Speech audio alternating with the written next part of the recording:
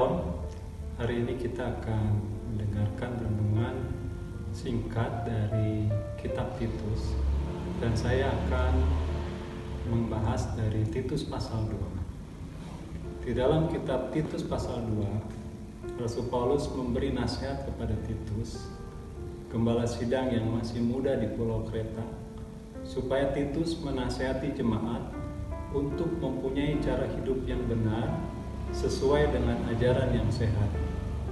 Nasihat Rasul Paulus ini juga adalah untuk kita, jemaat Tuhan yang hidup pada masa kini. Pertama, laki-laki yang tua harus hidup sederhana, terhormat, bijaksana, sehat dalam iman, dalam kasih, dan dalam ketekunan.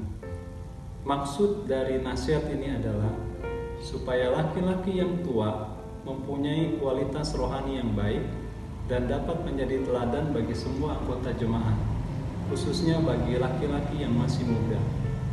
Yang kedua, perempuan-perempuan yang tua harus hidup sebagai orang-orang beribadah. Jangan memfitnah, jangan menjadi hamba anggur, tetapi cakap mengajarkan hal-hal yang baik, dan dengan demikian mendidik perempuan-perempuan muda mengasihi suami dan anak-anaknya. Hidup bijaksana dan suci, rajin mengatur rumah tangganya, baik hati dan taat kepada suaminya, agar firman Allah jangan dihujat orang. Yang ketiga, orang-orang muda harus dapat menguasai diri dalam segala hal. Persoalan terbesar orang-orang muda adalah tidak dapat menguasai diri atau tidak dapat menguasai hawa nafsunya, sehingga mereka suka jatuh dalam dosa dan tidak bisa maju di dalam Tuhan. Karena itu, orang-orang muda harus bisa menguasai diri atau menguasai hawa nafsunya. Untuk bisa menguasai diri, orang-orang muda harus mempunyai persekutuan yang erat dengan Tuhan, memberi waktu untuk saat teduh setiap hari, membaca dan merenungkan firman Tuhan, dan berdoa kepada Tuhan supaya Roh Kudus memimpin hidupnya.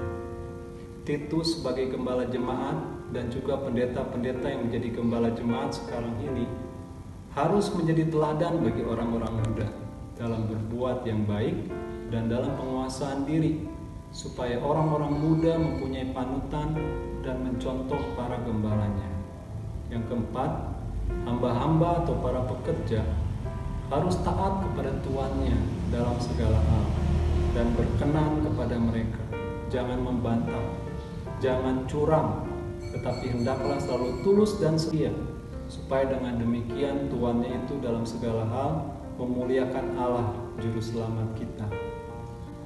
Kemudian Titus sendiri atau para pendeta sekarang ini sebagai pemimpin jemaat harus jujur dan bersungguh-sungguh dalam pengajarannya, sehat dan tidak bercela dalam pemberitaannya, sehingga lawan menjadi malu, karena tidak ada hal-hal buruk yang dapat mereka sebarkan tentang kita yang percaya kepada Tuhan Yesus.